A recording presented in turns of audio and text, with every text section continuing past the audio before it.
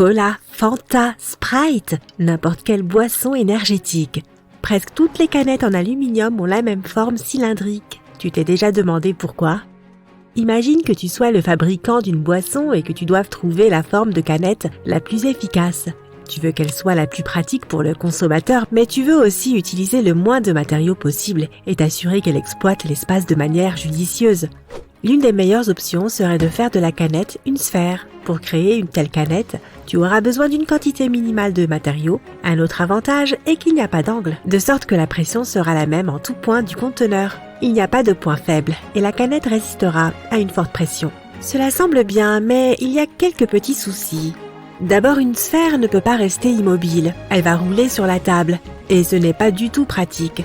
Mais même si tu rends le fond plat pour qu'elle puisse tenir debout, il y a un autre problème. Imagine que tu emballes toutes les canettes produites dans une boîte pour les transporter. Même si tu places les canettes de la manière la plus efficace possible, seulement 74% de l'espace à l'intérieur de la boîte sera utilisé. Le reste sera un vide, un peu comme dans ma tête. Il en va de même pour les étagères des magasins. Tu peux exposer beaucoup moins de produits d'une telle forme. La sphère est donc vraiment inefficace lorsqu'il s'agit de stocker des liquides. D'autres idées ? La forme la plus efficace pour le stockage et l'exposition est un pavé droit ou parallélépipède rectangle. Ces canettes occuperont 100% de l'espace lorsqu'elles seront emballées ou exposées. De plus, le fond est plat, donc tient très bien debout. Le problème est que cette forme présente de nombreux points faibles.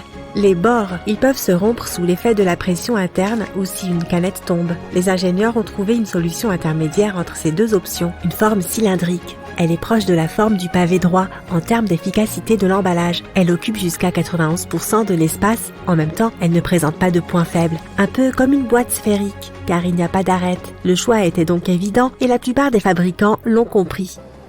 Tu veux savoir comment une canette est fabriquée ? Au début, elle ressemble à ceci. Un simple disque d'aluminium. Celui-ci est beaucoup plus épais que la canette finale, mais c'est parce que c'est tout le matériau dont on a besoin pour fabriquer une canette. Le disque est placé entre deux disques en forme de beignet avec un trou au milieu. Ensuite, un poinçon de précision à tête cylindrique l'enfonce, transformant le disque en un petit gobelet. Ce gobelet est encore légèrement plus grand que la canette finale et est aussi beaucoup plus court. Il y a donc encore quelques étapes à franchir. Tu prends donc le gobelet et tu poinçonnes un diamètre plus petit. Ensuite, le poinçon presse à nouveau le gobelet. Maintenant, le gobelet a un diamètre plus petit et est déjà un peu plus haut. Encore un petit effort et c'est le diamètre dont tu as besoin. Mais il est encore trop court. L'étape suivante consiste à rendre les parois un peu plus fines. L'aluminium supplémentaire des côtés va augmenter la hauteur du gobelet. Donc, un autre coup de poinçon pousse le gobelet à travers l'anneau et ses parois deviennent plus fines et plus hautes. Ensuite, il faut faire un dôme au fond du gobelet. Le poinçon pousse la tasse sur un outil de dômage. Le poinçon lui-même a une indentation concave correspondante. Ainsi, lorsqu'on le presse au fond du gobelet, le fond du gobelet se déforme pour aboutir à un dôme. Tu as besoin de ce dôme pour plus d'efficacité. Un fond bombé nécessite moins de matériaux qu'un fond plat. Il est légèrement plus résistant à la pression. Cette forme permet de transformer une partie de la pression verticale en pression horizontale et c'est ainsi que le dôme peut résister à une plus grande pression qu'une surface plate. Pour t'assurer que la pression est toujours présente, essaye de presser une canette vide. C'est assez facile. Maintenant, essaye de presser une canette pleine. C'est beaucoup plus difficile. C'est parce qu'il y a une pression interne qui pousse également à l'extérieur. Elle résiste également à la force de pression. Revenons à la canette. Après toutes ces déformations, les bords d'une canette sont ondulés et irréguliers. Eh bien, coupons-en quelques-uns pour qu'ils soient beaux et réguliers. Il est temps d'imprimer le design extérieur et la canette est quasi prête. La plupart d'entre elles ont ce goulot rétréci. Pour les fabriquer, tu dois insérer une matrice interne d'un diamètre inférieur à celui de la canette dans le corps de celle-ci, puis presser une matrice externe autour de l'extérieur. Cette opération doit se répéter plusieurs fois pour s'assurer qu'il n'y a pas de plis qui se créent en cours de route. Ensuite, il faut ajouter le couvercle supérieur. Et voilà, ta canette est prête. Continuons. Une idée de ce que c'est ? C'est une future bouteille en plastique. Elles sont faites de flocons de plastique appelés PET. Ils sont généralement mélangés avec des flocons de plastique recyclé. Tu ne peux pas fabriquer une bouteille uniquement à partir de plastique recyclé car elle perdrait ses importantes propriétés physiques. Ce mélange passe dans une machine à injection qui le chauffe et fait fondre les flocons en un liquide épais. Ensuite, une autre machine pousse le liquide dans un petit moule de forme cylindrique avec un système de refroidissement et les choses durcissent immédiatement. Tu obtiens ainsi ces tubes en plastique transparent durs. Ensuite, ils passent dans une autre machine qui les chauffe un peu, juste assez pour les étirer. Ils insèrent la préforme dans un moule d'une forme particulière, la forme d'une future bouteille. Ensuite, l'air sort à haute pression pour étirer cette préforme dans la forme requise. Il refroidit ensuite immédiatement le plastique pour fixer sa forme définitive. Les bouteilles en plastique ont un fond presque plat, à l'exception d'un petit pli.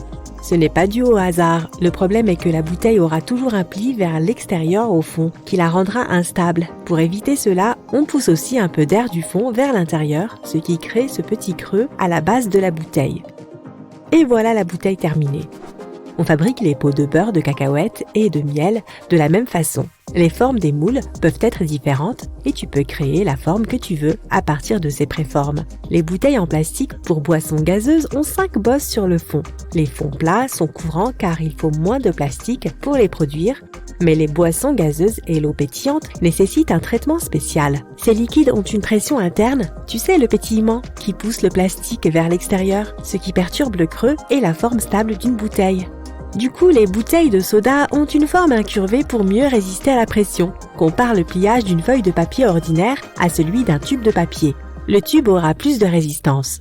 Le plastique courbé est également plus résistant à toute pression. Le verre est fabriqué à partir de plusieurs matières premières naturelles. Les principaux composants sont le sable siliceux, qui représente environ 45% du mélange. Le carbonate de soude, qui représente environ 15% du mélange, permet au sable siliceux de fondre uniformément. Le calcaire, qui représente environ 10% du mélange, rend le verre plus durable. Pour créer une bouteille en verre, toutes les matières premières nécessaires sont mélangées, puis chauffées à une température de 1500 degrés pendant une journée entière. Une fois le tout fondu, il se transforme en une bouillie collante qui sort d'une machine et est découpée en morceaux précis pour former une bouteille en verre. Ensuite, chaque morceau de verre fondu entre dans le premier moule qui le transforme en une paraison, une version partiellement formée du produit final. Ensuite, chaque paraison passe dans un moule en acier qui te permet de concevoir différentes formes. Du coup, si tu veux un jour fabriquer ta propre bouteille avec des détails de design particuliers, c'est à ce stade que tu les ajoutes sur le moule. On chauffe à nouveau la paraison et l'équipement dirige de l'air comprimé à l'intérieur, étirant le verre pour lui donner sa forme finale. Maintenant, la bouteille est presque prête. Elle passe par le feu à la sortie. Si elle est refroidie trop rapidement, la bouteille se fissure à cause du choc thermique. Oups, cette chute de température est bien trop rapide. Comme quand tu essayes de verser de l'eau glacée dans un verre chauffé. Les machines refroidissent donc les bouteilles lentement, étape par étape. Puis, une fois refroidie, la bouteille est prête à être utilisée. Les bouteilles en verre peuvent être de nombreuses couleurs différentes, mais elles sont généralement blanches, vertes ou marron. Elles obtiennent ces différentes couleurs en ajoutant divers composants au mélange primaire avant qu'il ne chauffe. Un mélange sans aucun composant supplémentaire se transformera en une bouteille ou un bocal en verre transparent. Pour rendre le verre marron, tu dois ajouter de petites quantités de fer, de soufre et de carbone au mélange de verre. Pour obtenir une bouteille verte, tu dois ajouter du fer, du chrome et du cuivre. Ajoute de l'oxyde de cobalt et du cuivre et la bouteille deviendra bleue. Eh bien, voilà qui était instructif.